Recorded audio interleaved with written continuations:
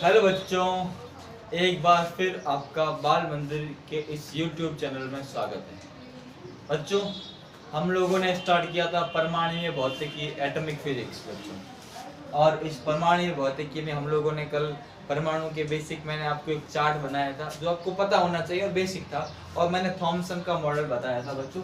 कल हम जो बात कर रहे थे विद्यार्थियों, थॉमसन का परमाणु मॉडल, इसको बोलते हैं प्लम पुडिंग मॉडल। क्या नाम था इसका विद्यार्थियों? Plum pudding model. इस मॉडल का एक विशेष नाम है प्लम पुडिंग मॉडल, या हम लोग इसकी तुलना करते हैं बच्चों, किससे करते हैं? तरबूज से। किससे करते हैं? तरबूज से तुलना करते हैं कि परमाणु एक 10 की घात -10 मीटर त्रिज्या, 10 की घात -10 मीटर त्रिज्या का एक धनावेशित गोला होता है जिसमें इलेक्ट्रॉन समान रूप से क्या होते हैं? बिखरे होते हैं। परमाणु उदासीन होता है बच्चों। ये सारी बात की, इसमें बहुत सारी चीजों को समझाया नहीं समझाया। इसकी एक सबसे बड़ी कमी है, इस मॉडल की सबसे बड़ी कमी कौन सी है कि रदरफोर्ड का जो स्वर्ण पत्र प्रयोग है उसकी व्याख्या नहीं कर सका। इस मॉडल की बच्चों सबसे बड़ी कमी क्या थी कि रदरफोर्ड ने जो अल्फा कणों का प्रकीर्णन किया था वो इस चीज को नहीं समझा सका। ध्यान रखना, यह मॉडल अल्फा कणों के प्रकीर्णन की व्याख्या नहीं कर सका। ध्यान रखना, सबसे बड़ा जो इसकी कमी है, यह मॉडल अल्फा कणों के प्रकीर्णन की व्याख्या, अल्फा कणों के प्रकीर्णन की व्याख्या नहीं कर सका। यह बाकी बहुत सारी चीजें हैं, क्वांटम सिद्धांत, और इसके बाद अलग अलग हाइड्रोजन स्पेक्ट्रम है, परमाणु स्पेक्ट्रम है, बहुत सारी बातें, पर सबसे इंपॉर्टेंट चीज ये। और बच्चों, थॉमसन का परमाणु मॉडल एग्जाम में नहीं आता, आपको पता होना चाहिए। कोई एक आध नंबर का सवाल है, बाकी नहीं आता। जो मेन चीज है वो हम पढ़ेंगे आज, सबसे पहले उसी की शुरुआत करेंगे, तो ये चीज आपको खास करके एक ध्यान रखनी है। अब हम आगे आज की शुरुआत करते हैं। आज की हम शुरुआत करते हैं बच्चों, जो इस चैप्टर का सबसे इंपॉर्टेंट भाग है। एक तो बोर का मॉडल और एक आता है रदरफोर्ड का मॉडल। तो रदरफोर्ड का एक प्रयोग है स्वर्ण पत्र प्रयोग, ध्यान रखना, या अल्फा कण प्रकीर्णन प्रयोग, ध्यान रखना, स्वर्ण पत्र प्रयोग, या इसका नाम क्या है? अल्फा कण प्रकीर्णन प्रयोग। ध्यान रखना, स्वर्ण पत्र प्रयोग या अल्फा कण प्रकीर्णन प्रयोग, ध्यान रखना।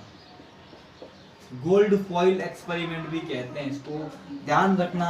इसकी हम बात करेंगे, ध्यान रखना। 1909 में यह किया,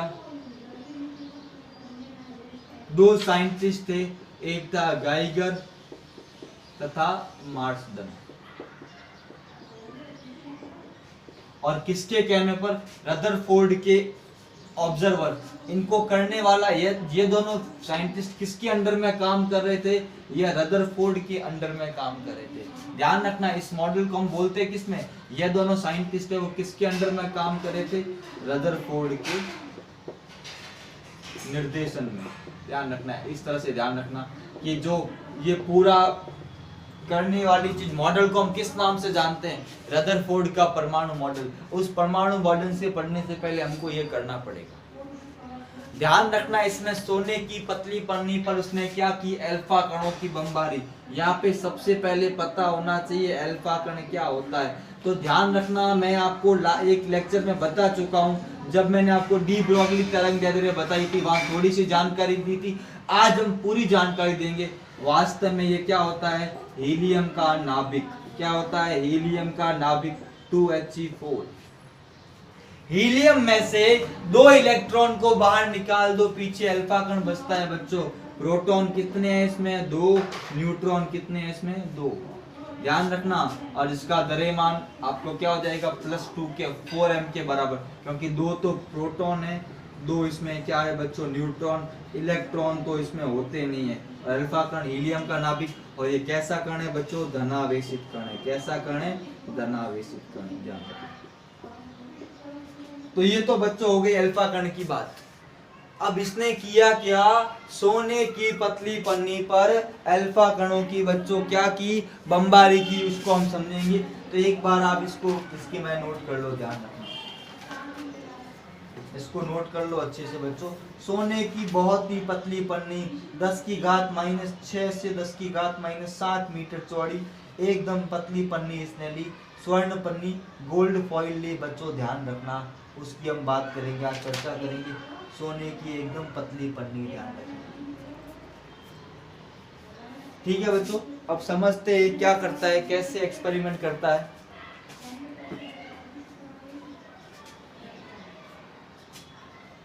ठीक है बच्चों, अब इसको मैं डायग्राम की बात करता हूँ। डायग्राम से समझाते हैं। हमें चाहिए अल्फा कण। अल्फा कण के लिए हम रेडियो एक्टिव नाभिक का यूज करते हैं। रेडियो एक्टिव नाभिक होते हैं वो क्या करते हैं, अल्फा बीटा गामा किरणों का क्या करते हैं, उत्सर्जन करते हैं। मैंने एक लेड का बॉक्स लिया,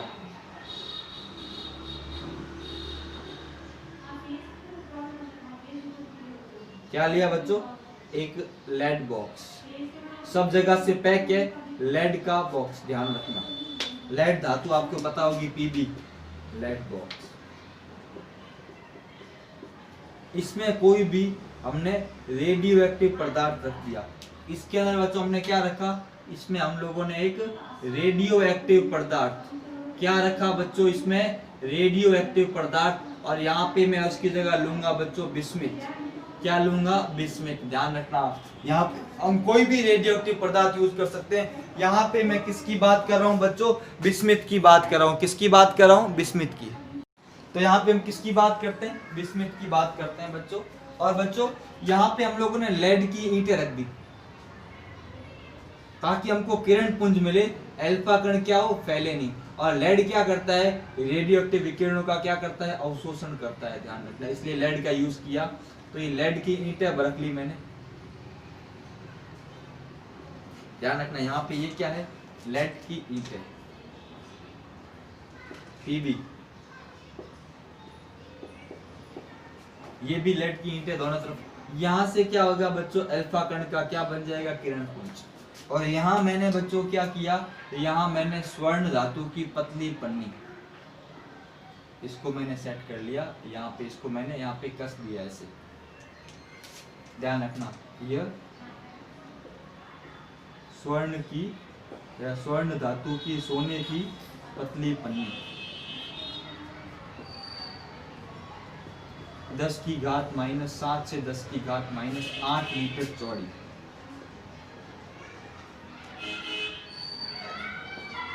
मोटी। अब क्या होगा, यहाँ बच्चों हम लोग लेते हैं जिंक सल्फाइड का पर्दा। ये मैं इसको ना यहाँ लिख लेता हूँ, यहाँ इसको मैं ऊपर डाल देता हूँ, अभी इसको ऐड करता हूँ। यहाँ पे हमने क्या लिया, पर्दा लिया, और इस पे ध्यान रखना ZNS जिंक सल्फाइड लेपित पर्दा। क्या लिया बच्चों, जिंक सल्फाइड लेपित पर्दा। और ध्यान रखना ये क्या है, यह स्वर्ण की या स्वर्ण धातु की पतली पन्नी, मोटाई कितनी है, 10⁻⁷ मीटर से 10⁻⁸ मीटर मोटी। अब यहाँ ये हो गया, और यहाँ से अल्फा कण जाएंगे सामने। ध्यान रखना जिंक सल्फाइड क्या होता है, यह प्रकाश संसूचित होता है, प्रकाश के प्रति क्या होता है, ये जो ZNS है वो प्रकाश के प्रति क्या होता है, लिख लेता हूं, प्रकाश के प्रति संवेदनशील होता है।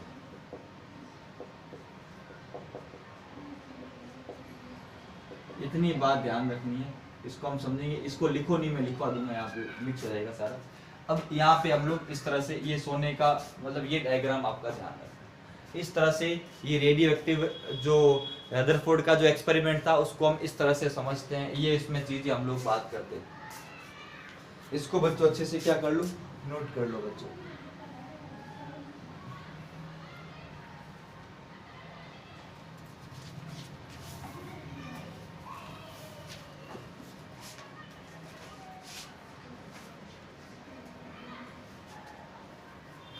बच्चों मैं बुक में आपको एक चीज दिखा रहा हूँ, 3D वाला डायग्राम।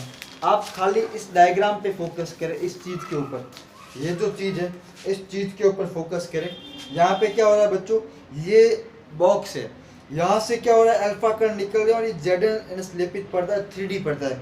और क्या हो रहा है, अल्फा कण ये सोने की पतली पन्नी से टकरा के बाहर निकल रहे हैं। ध्यान रखना ये एक डायग्राम है बच्चों, ये इस चीज को नीचे वाले को ये ऊपर वाला 3D व्यू है, इसको आप देखें बच्चों, इस चीज को मैंने यहाँ बनाया, ये 3D व्यू आपको ध्यान रखना। इसको एक बार आप स्क्रीनशॉट लेके देख सकते हैं इस चीज को, ये जो चीज हो रही है इसको मैं यहाँ तो बना नहीं सकता हूँ 3D वाला, ठीक है, इतनी फैसिलिटी प्रोजेक्टर वगैरह नहीं है मेरे पास कि मैं आपको दिखाऊं। हम अपने घर पे अपने स्तर पे आपको बताने की कोशिश करें। अब एक सवाल आता है, सोने की पतली पन्नी ही क्यों? सोने की पतली पन्नी क्योंकि ध्यान रखना, सोने की पतली पन्नी का कारण है कि ध्यान रखना गोल्ड की, सोने की क्या होती है, आघात वर्धनीयता क्या होती है बच्चों, आघात वर्धनीयता क्या होती है सर्वाधिक, और सोने का नाभिक क्या होता है, भारी, और स्वर्ण नाभिक क्या होता है बच्चों, भारी होता है, ध्यान रखना। तो ये भी आपको थोड़ा सा नॉलेज होना चाहिए, ध्यान रखना, ये जो चीज आपको पता होनी चाहिए। तो इसमें क्या दिखता है, इसमें हम देखते हैं कि ये रेडियो एक्टिव पदार्थ है, इससे अल्फा कण पुंज, ये ध्यान रखना, ये हमारा क्या है, अल्फा कण पुंज, अल्फा कण किरण पुंज, जब ये सोने के पन्ने से टकराता है तब ये एक बहुत आश्चर्यचकित घटना होती है कि इसमें क्या होता है, 95 से ज्यादा % से ज्यादा अल्फा कण तो सीधे निकल जाते हैं, और कुछ अल्फा कण क्या होते हैं, कुछ कम पर विक्षेपित होते हैं, और बहुत कम अल्फा कण 90 से ज्यादा पे विक्षेपित होते हैं, और लगभग 20,000 में से एक अल्फा कण टकराकर वापस आता है। 20,000 में से एक अल्फा कण टकरा के वापस आता है, और यह अपने आप में एक आश्चर्यजनक घटना थी, क्योंकि अब देखो सोने की पतली पन्नी मतलब इतनी पतली पन्नी से एक बहुत ऊर्जा का अल्फा कण टकरा कर वापस आ रहा है, ऐसा क्यों हो रहा है, इसी के पीछे यही चीज हमको समझनी है। इसको एक एग्जांपल से उसने बताया कि एक पतला पन्ना है और तोप का गोला टकरा कर उससे वापस आता है, ऐसा संभव है बच्चों? ऐसा संभव नहीं है, पर यहाँ हुआ, मतलब कुछ तो है यहाँ पर, उसी कुछ को तो हमें समझना है बच्चों, क्योंकि पतली पन्नी मतलब यहाँ पर ध्यान रखना, इस सोने की पन्नी में क्या है, एक ऐसी लेयर, मतलब ये बहुत पतली पन्नी है जिसमें परमाणु की एक लेयर है, इतनी पतली पन्नी है बच्चों। एक बार इस डायग्राम को बना लो, फिर मैं सारी बात आपको बताता हूँ, इसको अच्छे से नोट कर लो, क्या इसको अच्छे से क्या कर लो, नोट कर लो, ध्यान रखना।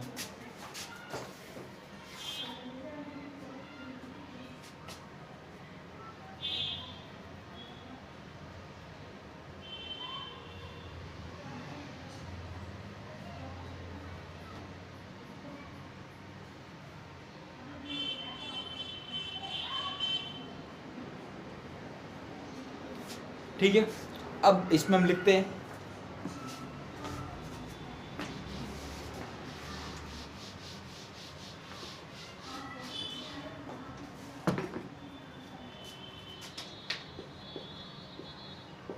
स्वर्ण धातु की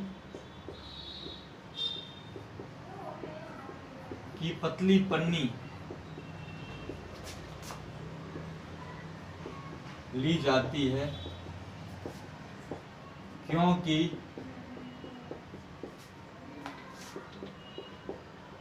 सोने का नाभिक या स्वर्ण धातु अल्फा कण की तुलना में 50 गुना भारी होते हैं,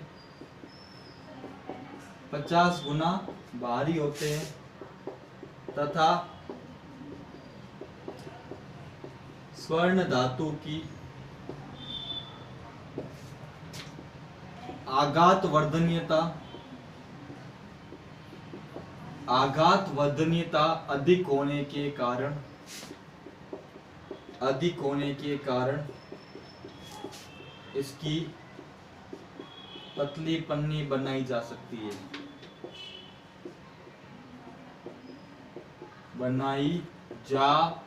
है, ये तो हो गया हमारा मेन जो टास्क हो गया, ये इसको नोट कर लो बच्चों, फिर आगे डिस्कस करता हूँ और नई बातें।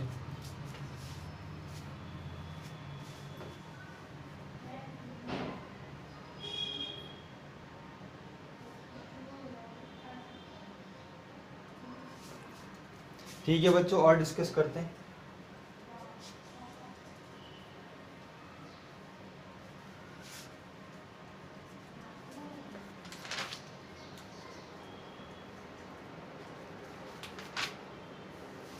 तो अब मैं इसमें भाषा क्या लिखूं आपको कि क्या होता है कि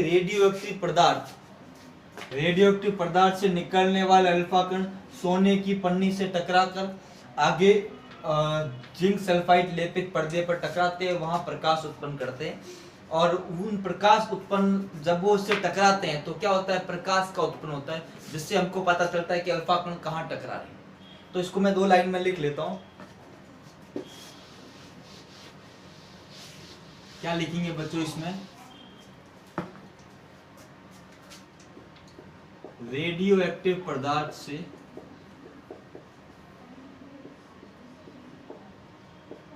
निकलने वाले अल्फा कणों का पुंज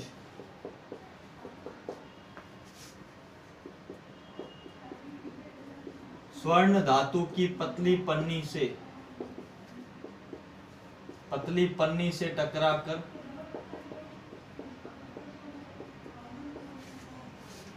पर्दे पर टकराता है। पर्दे के जिस स्थान पर अल्फा कण टकराता है वहां प्रकाश प्रदीप्त करता है।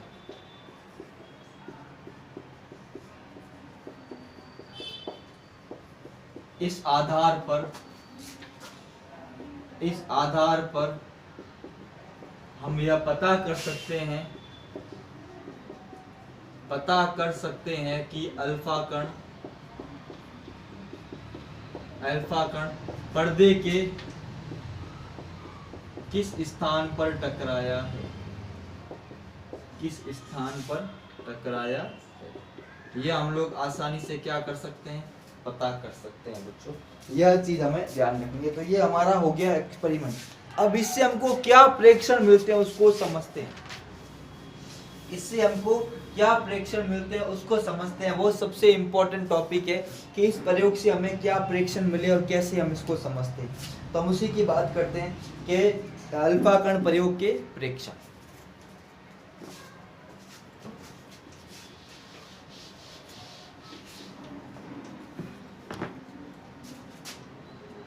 अल्फा कण प्रयोग के प्रेक्षण हम उसमें क्या देखते हैं बच्चों, उसमें देखते हैं कि अधिकतर अल्फा कण मतलब बहुत अधिकतर अल्फा कण बिना विचलित